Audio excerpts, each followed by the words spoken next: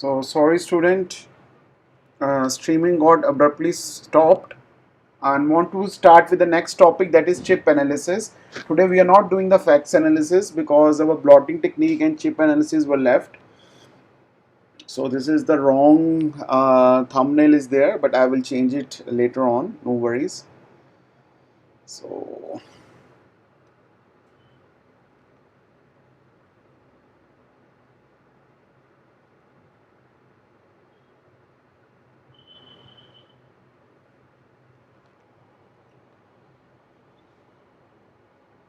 So we are done with that part of blotting part.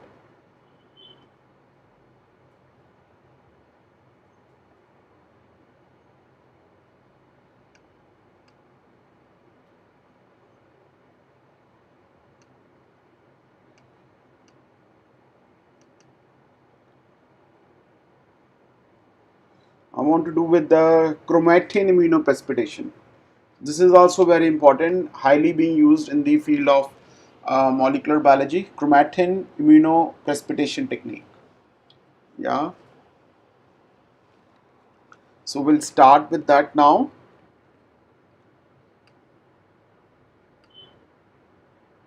So basically in this we check the chromatin, the chromatin that we have in our DNA, in our cell. So how we can extract that out, how we can remove that out, and we can immunoprecipitate it in order to find its various properties. So what is chromatin immunoprecipitation? Basically, in the cells, we having a cross linkings, yeah, of DNA. Our DNA is all being cross linked. So we remove the cell membrane, and then we get the all DNA inside, and then antibodies are bind to it, and then immunoprecipitate with those antibodies. So once it is done, then the wash step is taken place to check the cross-link reversal. Then DNA is purified, and then the quantitative PCR is taken place. So at the end, DNA and protein analysis is taken place, yeah, to identify your DNA and protein analysis.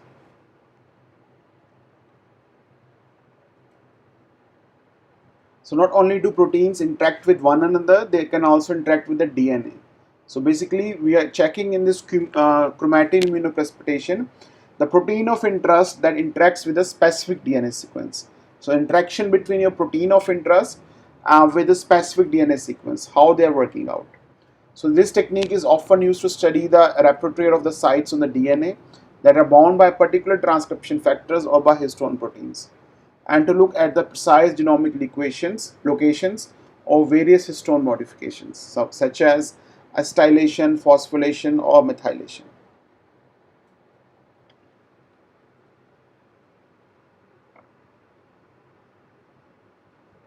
So how does chip work actually? So chip is actually used to examine, you know, it is used to examine the presence of a protein DNA interaction at a steady state, or to quantify changes in the interaction at the specific phase of cell cycle or after the treatment is done. And beyond that, protein and associated chromatins then are temporarily cross-linked in a live cells or tissues using a formaldehyde or UV, and then with the help of enzymatic digestion or sonication, we release these fragments of DNA around the size of 300 to 1000 base pair. Then the protein of interest along with any associated DNA fragment is immunoprecipitated with specific antibody, and then cross-link is then reversed back and the DNA fragments are purified afterwards. So the amount of eluted DNA can be assessed through quantitative real-time PCR or QRT PCR using primers, flanking, and genomic locus of interest. Then DNA amplification is identified with enrichment in the binding of the protein of interest. So there are some modified version of this chip also in the market present. So first is like in order to we modify this chip technique, a number of downstream analysis techniques has to be taken care. So the basic chip protocol described above can be modified to answer additional biological questions. For example, chip on chip, which is a genome-wide analysis of protein binding sites using microarray analysis of purified DNA fragments. Then ChipSeq, which is a genome-wide analysis of protein binding sites using deep sequencing of purified DNA fragments. A native chip which omits the cross-linking step and uses micrococal nucleus digestion to cut DNA at histone linkers to examine the DNA target of histone modifying protein.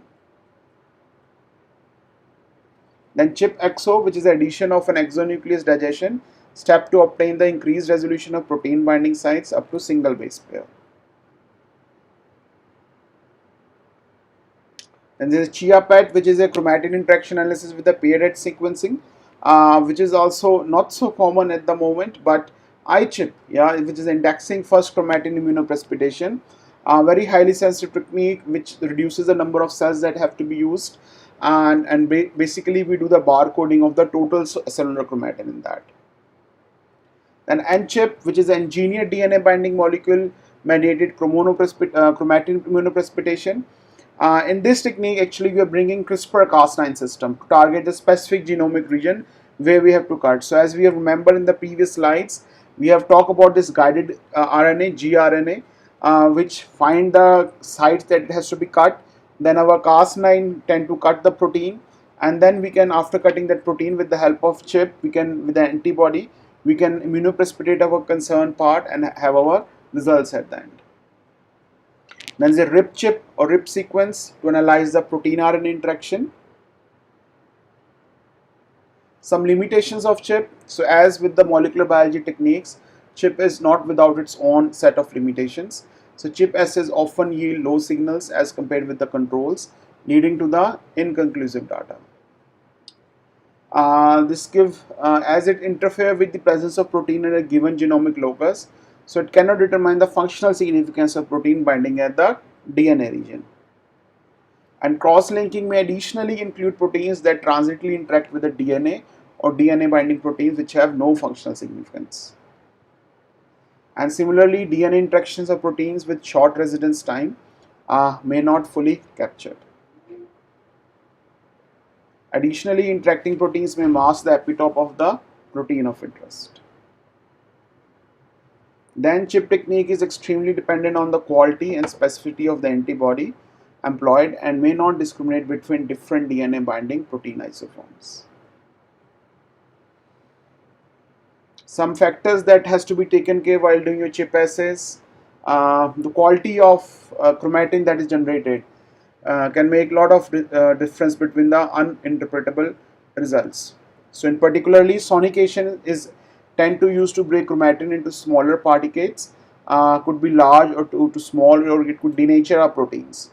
So this has to be taken care while doing it. So no overheating has to be done. Antibody need to be validated, the type of antibody that we're going to use, whether it is particular to that epitope or not. Then cell number, that we should have exactly good amount of cell number, neither low neither more, so that the interaction that we are looking for should come correctly. There could be some issues of cross-linking between your time-sensitive steps. For example, short duration for 10 minutes or prolonged cross-linking can reduce antigen availability and efficiency of the chromatin sharing steps.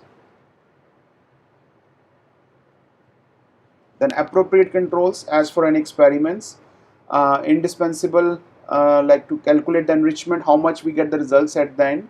So we need some controls, nice controls like IgG control, which is appropriate for non-specific antibodies, are added to find the right concentration. Then input control to have the 5 to 10% of cellulose rate before addition of antibodies to normalize for variation. Then positive control locus, if possible, DNA region where you want to add your protein of interest, it need to be bind there. The negative control locus, that is a DNA region where your protein of interest is not expected to bind, should be also be tested.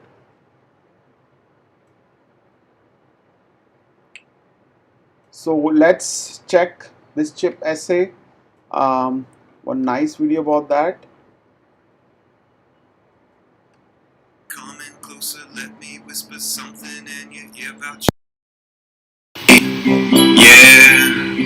Stack Quest. Hello, I'm Josh Starmer and welcome to Stack Quest. Today we have a gentle introduction to ChIP-seq. Note, this Stack Quest is based on the gentle introduction to RNA-seq. So watch that first, unless you're already totally down with RNA-seq. Okay, we've got a bunch of cells. Inside each cell, there's a nucleus. And inside each nucleus, there are a bunch of chromosomes. Let's focus on the chromosomes. Specifically, let's focus on these chromosomes. Chromosomes are made out of chromatin. Chromatin is made out of DNA, plus histones, a type of protein, plus other proteins that we'll talk about some other day. They're not that important for understanding ChIP-seq. DNA wraps around the histones to package DNA, and the packaging can regulate gene transcription. Depending on how they are modified, histones can activate or repress genes. Lots more can be said about chromatin and how it's packaged, but that's for another day. Today we just need to know that chromatin is essentially DNA wrapped around histones. To simplify things, let's just use this big blue line to represent chromatin from here on out, but remembering that it's made of DNA and histone proteins. And let these big brown arrows represent genes. And let this green circle represent a histone that allows transcription. And let this red stop sign represent a histone that represses transcription. In a cell, all kinds of proteins can bind to DNA. This mustard-colored thing might promote gene transcription of this gene. And this pinkish-colored thing might repress this gene. And who knows what this green thing is doing? We can use ChIP-seq to find out. ChIP-seq stands for Chromatin Immunoprecipitation combined with high-throughput sequencing. It identifies the locations in the genome bound by proteins. That's the most important thing in this StatQuest, so I'll say it again, in bold. ChIP-seq identifies the locations in the genome bound by proteins. For example, say like we wanted to identify all the regions in the genome bound by the green thing. The first thing we do is use formaldehyde, or something like it, to glue all the proteins bound to the DNA together with the DNA. This means that all of the DNA-bound proteins, including the ones we're not interested in, are glued to the DNA. The next thing we do is cut the DNA up into small, approximately 300 base pair, fragments. Then we isolate the protein we're interested in this case, we're interested in the green thing, using an antibody. The black star represents an antibody that is attached to a bead. Then we isolate the proteins bound by the antibody and wash everything else away. Then we reverse the formaldehyde glue by warming up everything. Then we isolate the DNA by washing away the proteins, including the histones. Now that we see how to isolate DNA that is bound by a particular protein, let's take a step back. So far, the example has focused on just these chromosomes. But the process, glue proteins to DNA, cut up DNA, bind proteins of interest with antibodies, isolate antibodies, unglue and wash away proteins, applies to all the chromosomes in the cell. And it is usually applied to a pool of 6 million cells, give or take a few. So we end up with a lot of DNA fragments from a lot of cells. Then, just like with RNA-seq, we prepare a sequencing library by adding sequencing adapters to both ends of the DNA fragments. Then, just like RNA-seq, we PCR amplify the library, check the library concentration, sequence, filter out garbage reads, and then align the high-quality reads to a genome. That is to say, if this is the genome, the first read might come from here, a location on chromosome 2. The second read might come from here, a location on chromosome 1.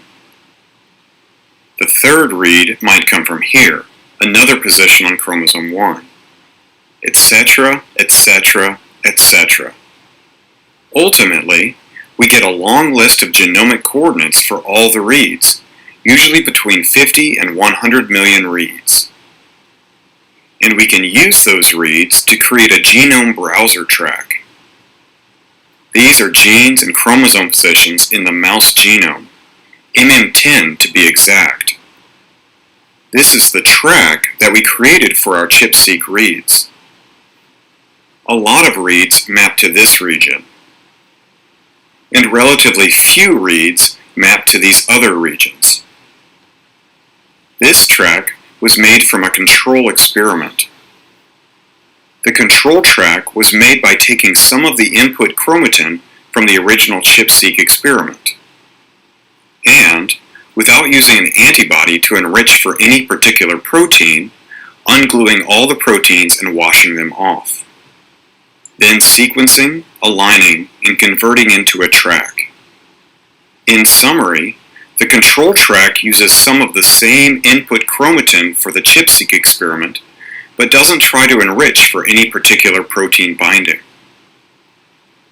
We use the control track to verify that a high concentration of reads in the ChIP-seq track is due to a protein binding there, and not because a lot of reads map to a repetitive region. Statistically significant peaks are usually represented on genome tracks by rectangular bars. We could then compare peaks for the same protein in different cell types, like lung versus kidney. Or, if we didn't know the specific DNA sequence that this green thing bound to, we could guess that it is a motif found in all of the peaks. Here's a motif found within the peaks that indicate where the green thing bound. The large letters are more frequently associated with the green thing than the little letters. We can also try to determine the functional role of the green thing by looking at where it binds relative to the genes. Here, we see that the green thing binds near the start of a gene, so it might regulate that gene in some way. Anyway, those are some of the things you can do with ChIP-seq. In summary, ChIP-seq identifies the locations in the genome bound by proteins. Bam! Bam! Hooray! We made it to the end of an exciting stat quest. So, we made it to the end today. As per the